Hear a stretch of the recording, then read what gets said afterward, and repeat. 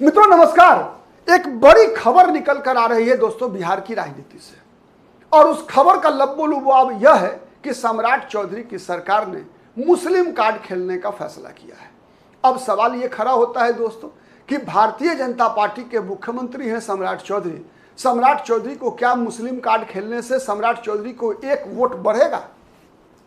और यदि नहीं बढ़ेगा दोस्तों, मेरा तो मानना है कि सम्राट चौधरी कुछ भी एक 10-10 ग्राम सोना भी अगर प्रति परिवार बांट दें अगर, तो भी मुसलमानों का वोट यदि वो बीजेपी में रहेंगे तब तो नहीं मिलेगा।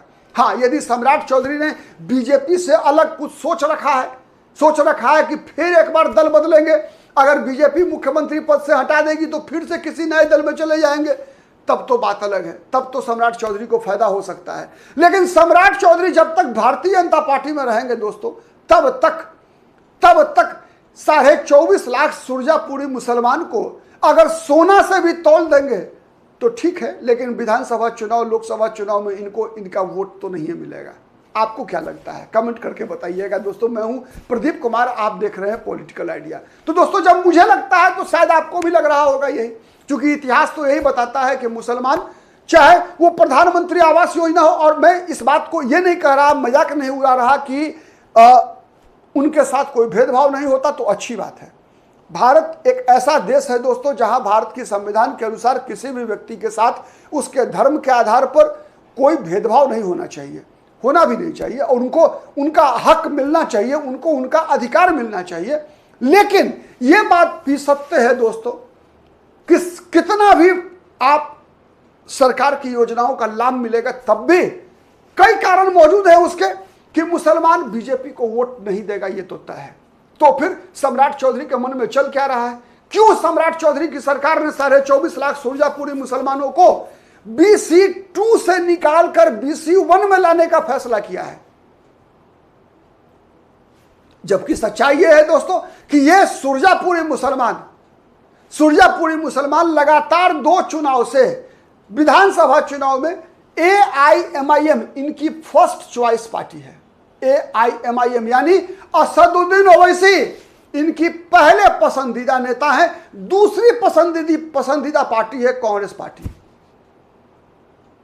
भारतीय जनता पार्टी किसी नंबर पे आती ही नहीं है। भारतीय जनता पार्टी इसलिए इनके इलाकों से कभी एक आध सीट जीत जाती है दोस्तों, चूंकि वहां जो थोड़े बहुत हिंदू हैं दोस्तों, उनको लगता है कि ये सुरजापुरी मुसलमान वाले जो है, ये सब हक उनका छीन रहे हैं, डरे हुए वहां रहते हैं, इसलिए बीजेपी को कुछ सीटें मिल जाती है। वरना आप आंकड़े देखिए ना दोस्तों, ये 24.5 लाख आबादी 4 जिलों में बटे हुए हैं, पूर्णिया, अररिया, कटिहार, किशनगंज। वैसे मैं बताऊं दोस्तों कि इनकी आबादी कुछ पश्चिम बंगाल और असम में भी है, तो दोस्तों जिन 4 जिलों में पूर्णिया, अररिया, कटिहार, किशनगंज के 7 विधानसभा सीटों पर इनका जबरदस्त प्रभाव है, यानी इन 7 विधानसभा सीटों में इनके इशारे के बगैर इनका वोट बढ़ता नहीं है।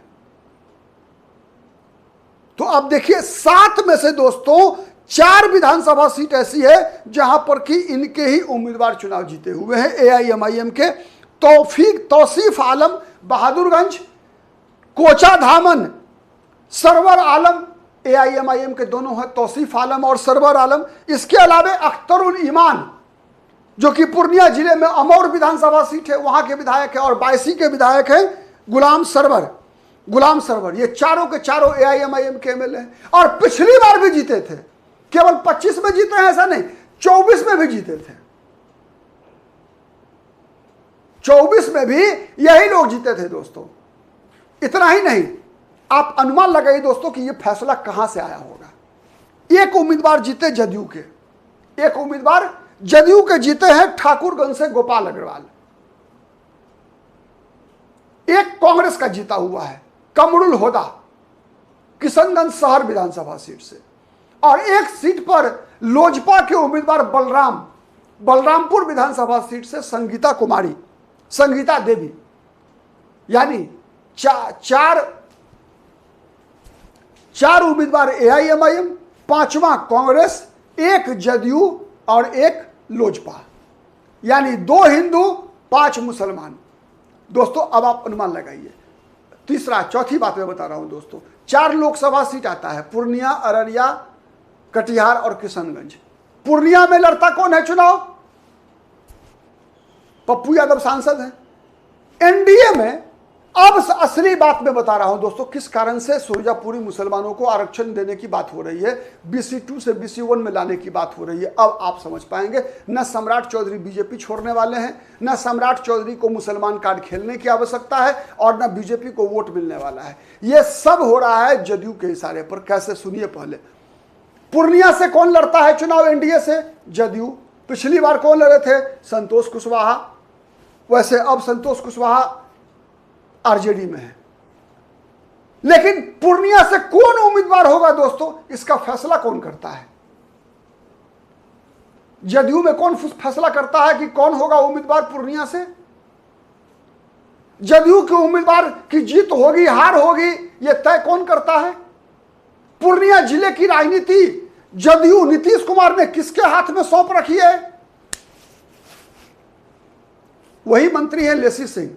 लेसी सिंह ने विधानसभा में कहा दोस्तों कि सुरजापुरी मुसलमानों को हम लोगों ने फैसला कर लिया है कि BC2 से निकालकर BC1 में डालने का। अब ये लोग अति पिछड़ा समाज में गिने जाएंगे। हम लोगों ने इसका सर्वेक्षण करवाना शुरू कर दिया है।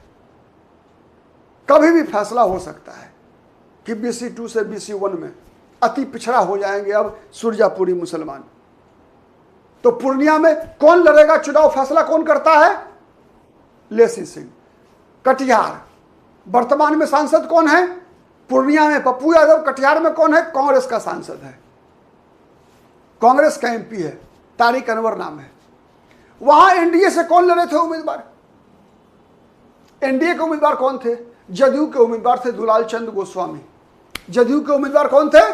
दुलाल चंद गोस्वामी। समझ में आ गया? किशनगंज, चलिए तीसरा सीट किशनगंज। किशनगंज कौन लड़ता है दोस्तों एनडीए की ओर से? जदयू। वर्तमान में MP किसके हैं? कांग्रेस की।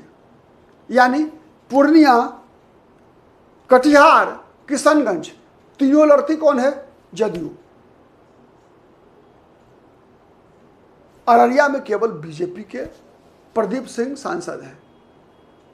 तीनों सीट जदयू लड़ती है और सीमांचल के चारों जिलों की राजनीति पर, जदयू की राजनीति पर सबसे बड़ा वर्चस्व है लेसी सिंह का। और लेसी सिंह अनडाउटेडली सीमांचल में नीतीश कुमार की चेहरा है। पूर्णिया में किसे टिकट मिलेगा? कटिहार में कौन लड़ेगा जदयू से चुनाव? किशनगंज में कौन लड़ेगा चुनाव? विधानसभा सीटों पर जदयू के उम्मीदवार कौन होंगे? प्रायः यह फैसला विगत 10 वर्षों से लेसी सिंह लेती आ रही है।